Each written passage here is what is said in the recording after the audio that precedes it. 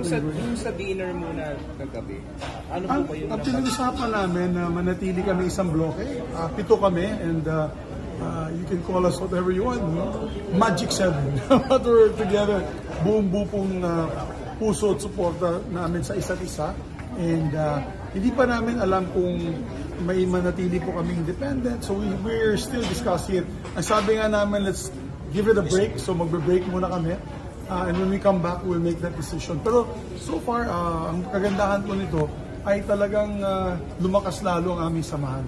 Sa hirap at ginhawa, talaga yung seatmates group namin na to ay nagsama-sama hanggang sa huli. Sir, namin po ni Senator Bato de la Rosa na ano po, talagang pumirma siya dun sa...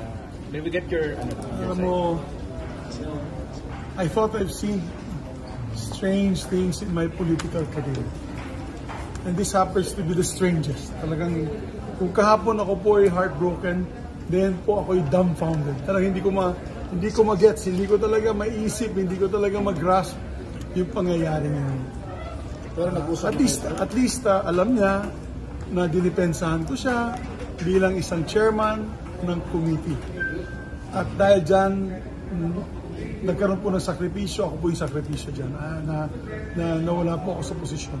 Okay lang po yan. Let's move on. Pero yun nga lang, hindi ko talaga maintindihan. I'm in shock.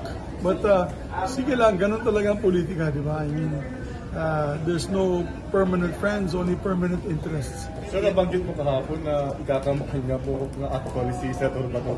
Magbabago ba yan? Ano yan? Nabanggit mo kagabi na dahil sa sinabi mo, loyalty niya, ikakampanya mo. Sa birthday ko sa Bukidnon, in front of 30,000 people, nakahat ko nga yung kamay niya.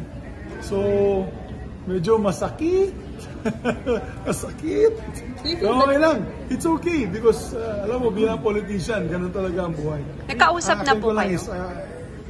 It's very surreal. Surreal talaga. Parang hindi ko maintindihan. Parang nasa twilight zone. Nagkausap po kayo kanina, sir, before the session? Siya, sinabi ko sa kanya, bigyan niya ako ng pagkakataon. Hindi ko pa talaga ma-process. Ng komento, ma-process. Hindi ko pa ma-process yung pangyayari. So sabi ko sa kanya, give me time, hinakap mo pa yung asawa ko.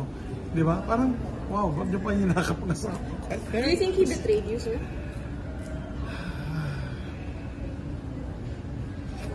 I'll let the people decide. Thank you guys.